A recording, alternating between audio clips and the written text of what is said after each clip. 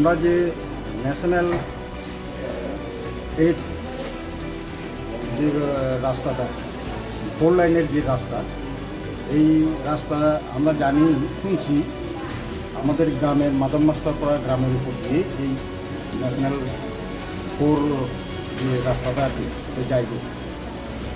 এর পরিপ্রেক্ষিতে আমরা যেহেতু আমরা প্রথমে যে রেলে আমরা গ্রামটা অনেক পরিবার এফেক্ট হয়েছে এবং উচ্ছেদ হয়ে গেছে।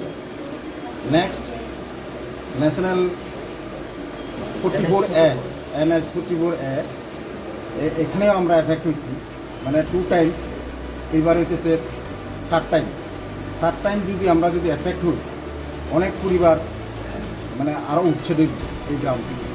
এই জন্য আমরা SDM-এর থ্রুতে আমরা চিফ মিনিস্টার এবং মাননীয় চিফ মিনিস্টার এবং মাননীয় DM সাহেবের কাছে আমরা একটা আবেদন করতেছি আর কি, যাতে এই রাস্তাটা এই মাদাম মাস্টারপাড়া গ্রামের উপর দিয়ে যাতে না নিয়ে অন্যদিকে ডাইভার্সন করা হয়। এবার লইয়া তৃতীয়বার হইব এফেক্টটা, এবার হইলে তৃতীয়বার। আর দ্বিতীয়বারের আগে যেটা আগে আপনি করছিলেন, এটা আপনারা দেখা করছেন যে প্রশাসনের লোকে তারা কথাবার্তা হয়েছেন না, প্রশাসনের লোক দেখা হয়েছে না, তারা বলতে নিব এরপরে আমরা চুপচাপ হয়েছি।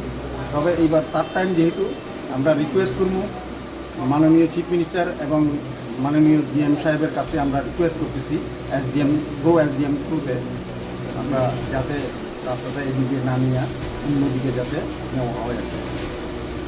ওই পরিবার আছে এমনি হওয়ার সম্ভাবনা আছে না? এখানে গ্রামে প্রায় আমরা 150 পরিবারের মতো আমরা ফ্যামিলি আছে। তো SDM আসার পরে কি আশা দিচ্ছেন SDM সাহেব? SDM আমরা কথা দিল, মানে ফাইনের চেষ্টা করে দিই। আপনার নাম? আমার নাম ফরিদুল চাকমা।